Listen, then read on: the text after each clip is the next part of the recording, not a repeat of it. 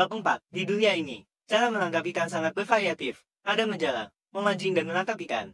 Namun, masih belum ada yang menangkap ikan dengan obat bius. Wira berkata sambil tersenyum. Aku sudah ketemu teknik rahasia yang bisa tangkap banyak ikan.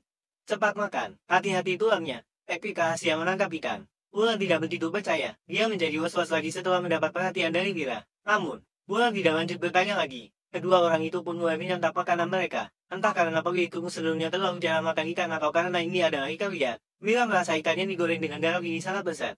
Dalam sekejap, dia pun sudah menyelesaikan santapannya. Wira melirik Wulan yang makan dengan pelan. Ikannya masih tersisa setengah. Suamiku, aku sudah kenyang. Makan saja ikannya. Saat melihat Wira yang menatap dirinya, Wulan pun buru-buru meletakkan sendoknya dan mendorong piring berisi ikan itu ke depan Wira. Aku sudah kenyang kok. Aku ingatin kamu karena merasa kamu sangat cantik waktu makan. Cepat makan. Selesai berbicara, Wira pun bangkit dan keluar dari ruangan itu. Asal ada makanan enak, Wulan selalu menyisakannya untuk pemilik tubuh sebelumnya. Oleh karena itu, Wulan pun bertambah kurus dan kecantikannya juga memudar. Cantik suamiku, Wulan langsung tersipu. Dia menatap punggung Wira dengan berlinang air mata. Setelah menikah selama 3 tahun, suaminya selalu memukul dan memakinya. Ini adalah pertama kalinya dia dipuji. Wira menatap langit malam sambil melamun. Berhubung tidak ada polusi, bulan dan bintang di langit terlihat sangat jelas dan terang. Pemandangannya sangat indah. Sebaliknya, kehidupan rakyat malah begitu menderita. Mereka sangat miskin sehingga harus melewati hari dengan penuh kegelisahan. Suamiku, ayo cuci kaki. Entah sudah berapa lama Wira duduk melamun. Dia tersadar kembali saat Wulan membawakan seember air hangat dan meletakkannya di depannya.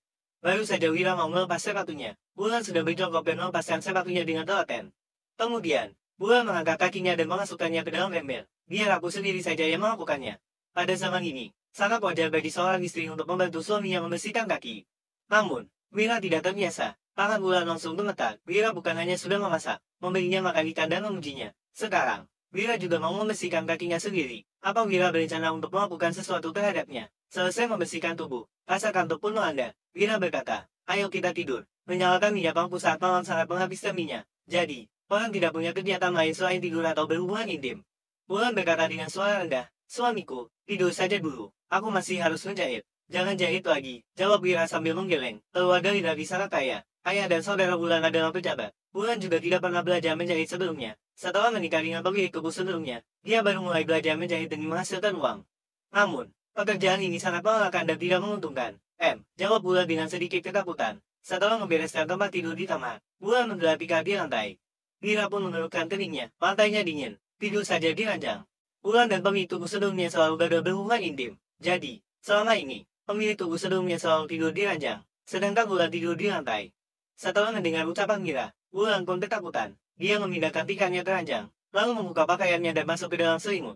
Seluruh tubuhnya mulai gemetar. Setiap kali Wulan diizinkan tidur di ranjang, itu artinya suaminya ingin menyetubuhinya. Namun, saat gagal, suaminya selalu memukulinya. Kelak, aku nggak bakal menghindasmu lagi. Saat memikirkan perbuatan jahat pemilik tubuh sebelumnya, Wira pun merasa kasihan dan menghibur Wulan. Begitu Wulan berbaring, wangi tubuhnya langsung menyebar dan membuat Wira tanpa sadar terangsang. Namun, karena sudah bekerja seharian, dia sudah sangat mengantuk. Mana pernah kamu tepat di janjimu? Wulan tersenyum detil, lalu menutup matanya sambil berbaring di ranjang. Dia sudah pasang akan takdirnya dan menunggu untuk dipukul. Namun, Wulan malah mendengar deguran Wira yang teratur. Mata Wulan dibasahi air mata lagi. Suamiku sepertinya sudah benar-benar berubah. Dia nggak menindasku lagi. Sebelum menyelesaikan ucapannya, Wira pun berbalik dan memeluk Wulan. Wulan menghentikan pukulannya dengan ketakutan, tetapi tubuhnya malah perlahan-lahan terasa hangat. Keesokan paginya, Wira mengambil sebatang cabang pohon siwak, lalu memalu ujungnya untuk membentuknya menjadi sikat kecil. Ini adalah sikat gigi pada zaman kerajaan Wala. Orang yang berkecukupan menggunakan garam untuk kumur-kumur, sedangkan orang kaya menggunakan bahan obat tradisional yang dibuat menjadi bubuk untuk membersihkan gigi. Setelah menggosok giginya dengan cabang pohon siwak itu sebentar, Wira merasa mulutnya terasa sedikit pahit. Tiba-tiba, Wulan menghampirinya dengan wajah tersipu. Suamiku, sepertinya ada orang di luar. Coba kulihat. Melihat gadis cantik yang tersipu ini, Wira pun tersenyum. Semalam, mereka sebenarnya tidur terpisah. Pagi tadi, entah bagaimana mereka sudah berpelukan. Setelah kumur-kumur, Wira pun membuka pintu dan tercengang. Paman Hasan, kenapa kalian datang begitu pagi? Di depan pintu, berdiri Hasan dan kedua putranya. Danu dan Dodi sangat mirip dengan Hasan. Mereka berperawatan tinggi dan kurus. Perbedaannya adalah, Danu bersifat tenang dan dewasa, sedangkan Dodi bersifat impulsif. Suara Hasan sangat lantang. Kami biasanya memang bangun pagi. Hari ini, kami harus bantu kamu ngapain? Danu dan Dodi menatap Wira dengan penuh harapan. Dulu, mereka sangat memandang-pandang kata sepupu mereka ini. Namun, kemarin Wira sudah memberikan mereka begitu banyak ikan. Orang tua mereka tidak rela memakan 2 ekor ikan yang besar. tetapi ikan-ikan kecil sudah dihabiskan mereka. Saat melihat anak-anak mereka yang makan dengan lahap, Hasan dan Hani pun meneteskan air mata. Danu dan Dodi bahkan juga langsung mengunyah dan menelan daging ikan beserta tulangnya.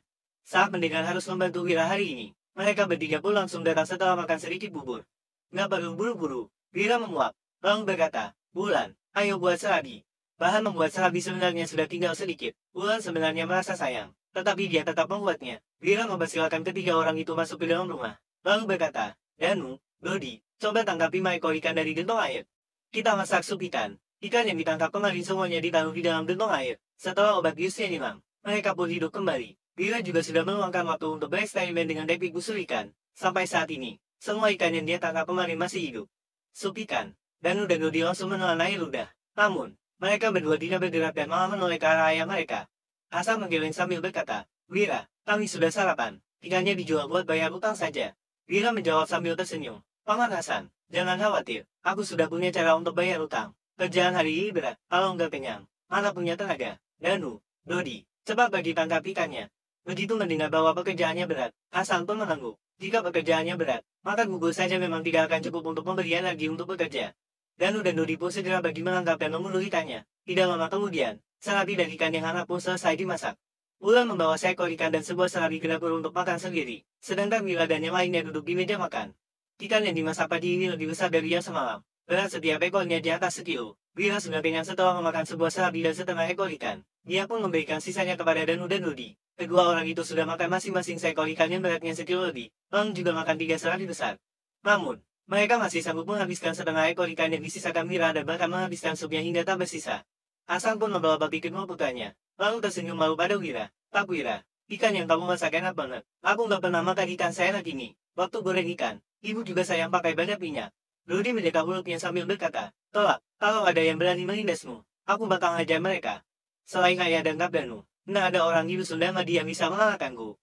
Sejak kecil sampai sekarang, Dodi tidak pernah makan daging sampai begitu puas. Saat ini, dia merasa Wira adalah orang terbaik di dunia. Danu menendang kaki Dodi, lalu berkata sambil tersenyum, Kak Wira, kami nggak sembarangan berkelahi kok. Kelak, kalau kamu butuh kerja yang pakai tenaga, kasih tahu kami saja. Kami pasti bantu, kalau ada yang menindasmu. Nggak perlu takut juga asal nggak salah. Wira tersenyum sambil mengangguk. Penduduk desa memang jujur, asal menerima sedikit bantuan orang. Mereka pasti langsung membalas kebaikannya. Hasan juga berkata, kalau ada apa-apa, panggil saja mereka. Hari ini mau kerja apa? Danu dan Dodi juga menunggu jawaban Wira dengan penuh semangat. Setelah diberi makan serabi dan ikan goreng, mereka tahu pekerjaan hari ini pasti sangat melelahkan. Namun, mereka tidak takut lelah. Wira menjawab sambil tersenyum. Sama seperti kemarin, mau gali rumput dari situ, makin banyak makin bagus. Dodi bertanya dengan heran, Kak Wira, untuk apa gali rumput dari situ? Ayah bilang itu nggak bisa dimakan kok. Dan juga menatap Wira, bilang, kalau disuruh gali ya gali saja. Untuk apa tanya begitu banyak? Ingat, hal ini nggak boleh sembarangan kasih tahu ke orang lain. Ya, kalau nggak, aku bakal patahkan kaki kalian. Keberasan dilegala, semalam. Wira menggali sekeranjang rumput, lalu langsung mendapatkan begitu banyak ikan. Rumput yang tidak bisa dimakan itu pasti berhubungan dengan cara Wira mendapatkan ikan. Orang yang tahu teknik rahasia ini pasti tidak akan hidup susah lagi. Wira sudah bersedia membiarkan Hasan dan kedua putranya membantu. Ini adalah kepercayaan yang sangat besar terhadap mereka. Jadi, mereka tidak boleh membocorkan rahasia ini. Saat melihat Hasan yang begitu galak, Danu dan Dodi langsung ketakutan. Mereka tidak berani bersuara lagi. Selesai makan, mereka berempat pun keluar dengan menjinjing peralatan masing-masing. Namun, mereka malah terjebak di depan pintu.